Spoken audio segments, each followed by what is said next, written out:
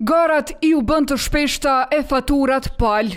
Ambicjet për të fituar ju shtuan, por kuleta i u letua Gjevahire Izmakut të Nismas, që veç këtë vit po matet 3 herë në vota, 2 për deputete e 1 për kryetare komune.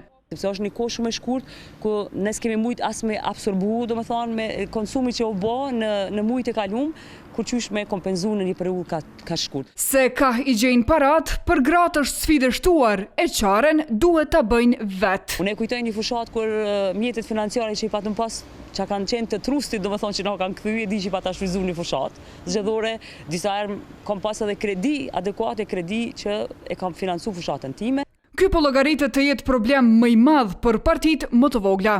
Nëse ti deputet ka më pak, duhet investime me qenë më i madh.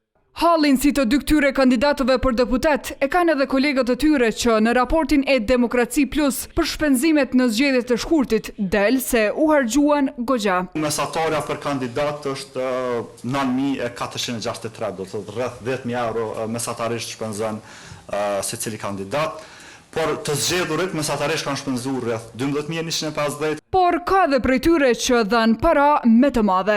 2 prej tyre kanë shpenzuar deri në 30.000 euro. Sipas dokumentit, kosto që nuk mbulohet nga partia del të jetë për takimet fizike e reklamat online, derisa gratë duhet të japin më shumë para se burrat për të u promovuar, për çka paragjykohen edhe nëse dalin me veshjen e njëjtë. Në ashton që burrat munden me një palë kostume dhe 2 kravata ta kryjnë fushatën zgjedhore. Kandidatët kanë paraqitur si problematike dhe preferencat brenda partijake për mënyrën e renditjes në lista.